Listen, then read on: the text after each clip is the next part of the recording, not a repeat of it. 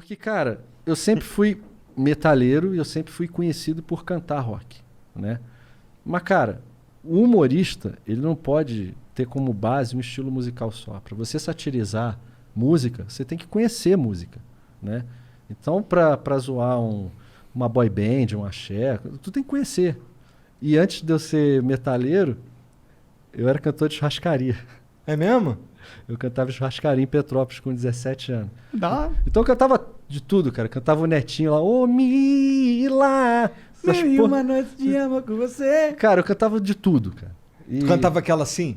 Pirá, pirá, pirou. Pirá, pirá, pirou. Pode ter sido o embrião, né, cara? Que Pirapirou veio Claro, anos claro. depois, né? Aham. E... Mata uma dos... Essa eu também ouvi muito. Chegou Essa do legal. Mila era muito da minha infância também. Essa É, música. 1997, cara. Arriou o calção e cagou no chão. Caga, caga, caga, caga, cagou. Se bobear, até essa iam cancelar também. Chegou alemã. Imagina o palhaço gozo. Tava fudido. Galera, olha só. Era uma época, pra você que tá assistindo esse programa, independente do ano que você tá assistindo, a gente tá... Hoje é 16 de abril de 2021. Antigamente, em 2000 até 2010, a gente podia fazer humor livremente sobre qualquer coisa e as pessoas não ligavam, e davam risada e riam junto. Hoje em dia isso não acontece mais. Então, a maioria do acervo, tanto do Hermes e Renato, quanto do Amada Foca, que foi o grupo que eu fiz depois com o Bento Ribeiro, com o Paulinho Serra, com o Daniel Furlan, com a Paulinha, a gente tinha liberdade poética para poder satirizar pessoas, etnias, sexos. Hoje em dia não pode mais. Então, quando vocês virem alguma coisa do Hermes e Renato, do Amada Foca, que você não vai entender porque pode ser muito grosseiro, perdoa. Que era da nossa época, tá? Mas esse do Pirapirapirô, ele não tem nenhum, tipo, não tem por que ser cancelado na mesma visão. Ele fala negão, fala alemão, mas não atribui nenhum contexto negativo a nenhuma desses dois personagens. A gente buscava rir junto com o público. Aham. A nossa intenção no Hermes e Renato nunca foi humilhar ninguém, sabe? Porque o Fausto era um cara muito tímido. Eu também.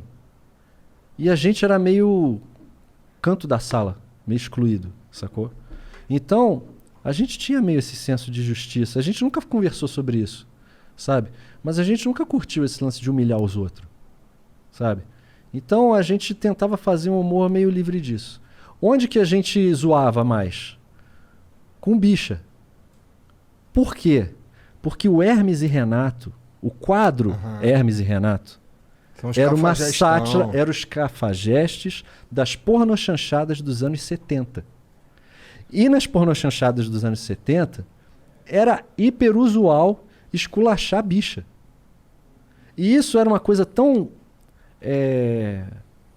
folclórica que a gente não pensava em um minuto sobre essa questão, sabe? Então era natural pra gente. Hoje em dia a gente para e a gente vê, caralho, cara, se isso passa a gente vai preso. Mas isso porque a gente era retrato do que a nossa sociedade mandava pra gente. E a gente consumia isso e a gente exteriorizava isso. É o mesmo caso do funk proibidão, voltando lá atrás. O cara cresceu vendo Na Boquinha da Garrafa, Segura o Tchan, e o cara vai cantar proibidão porque ele cresceu vendo aquilo. E não era como os personagens do Hermes e Renato fossem referências de como os seres humanos deveriam ser. Eles eram...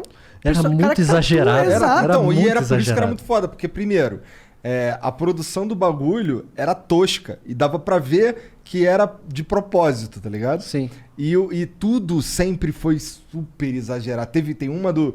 Cara, assim, eu lembro de várias, tá ligado? Porque assim, eu tirava minha televisão do lugar pra poder ver MTV, poder ver Hermes e Renato. Pode tá crer. ligado?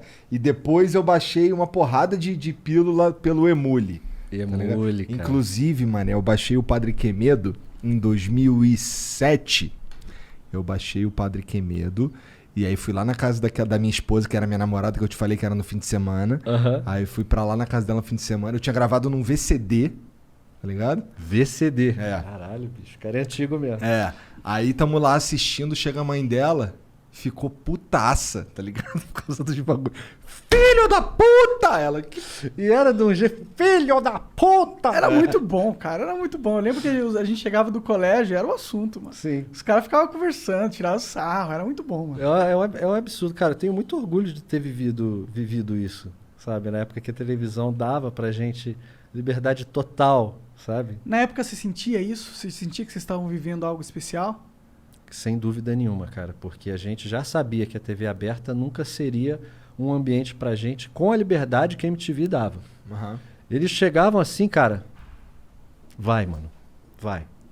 Você sabe por que eles tinham isso? Por que eles davam A tanta MTV liberdade? sempre foi, a MTV Brasil, a MTV antiga, ela sempre deu liberdade total de criação para todos, todo mundo que estava lá. Era como se fosse uma universidade, uma faculdade. E era um laboratório experimental o tempo inteiro, sabe? Eles não se importavam muito com a audiência, eles se importavam mais com o conceito.